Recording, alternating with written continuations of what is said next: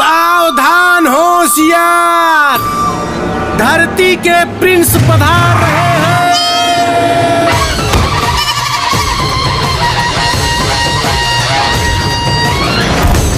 किशन के लगे जे सटल उ कटल चाहे बास के बाहंगिया।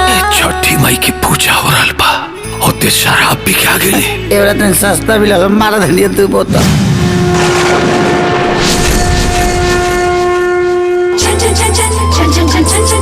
अरे हमार बेटा खाली नामे के किशन ना है, कामों के किशन है।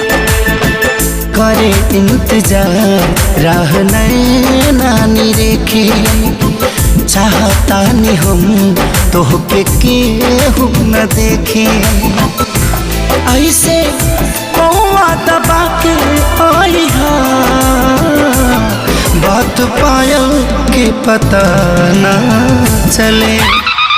एगो जबरदस्त खुशी हमरा रास्ता में मिल गया, अलता के पता भुला गइल बा। जवन पहले ना भई जवन आज होई। अब हर गरीब के घर में अनाज होई। रउआ बहुते महान बानी मास्टर जी, का गजब का नालायक लायक लड़का पैदा कैले बानी। तो लोग ना कही कि तू नंदलाल हो, लोग कही कि किशन के बाप नंदलाल जी जाता।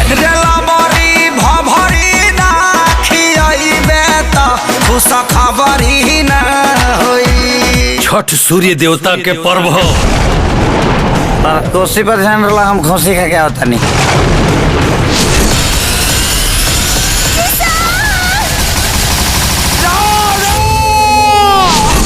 तू जानवरन से बहुत प्रेम करेला, लेकिन ओकर मांस खाए में भी तोहरा बहुत आनंद आवेला। तुहे आनंद तोहरा के पाप के भागी बना देले बा। अगर सच में तू राधा से प्रेम करेला तई बकरी से भी तोहरा वही तरह प्रेम करे के चाहिए। जौना घर में पूजा पाठ होला ओमे बकरी या कुकुर रहे लगो। वाह, एगो कृष्ण भगवान रहन जे गाय चरावत रहन, एगो ही किशन बा जे बकरी चराई। अब तोहनी दोनों बजावा सन।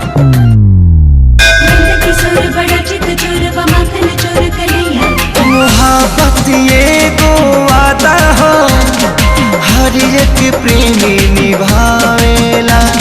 बसुरिया तो कान्हा भी बस राधा खातिर बजावेला।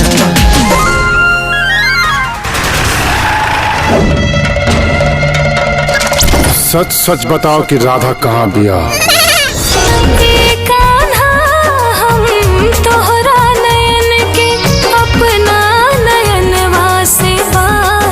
रही तू नैना लड़ावत रहा, प्रीति में तोहरा पागल रही। अगर ई बकरी में किसनवा के जान बसेला त मार दई बकरी के।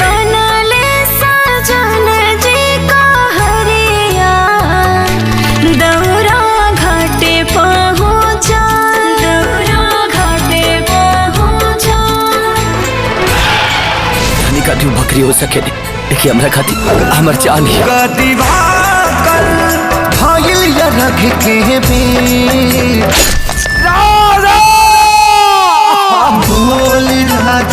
जैसी करनी वैसी भरनी।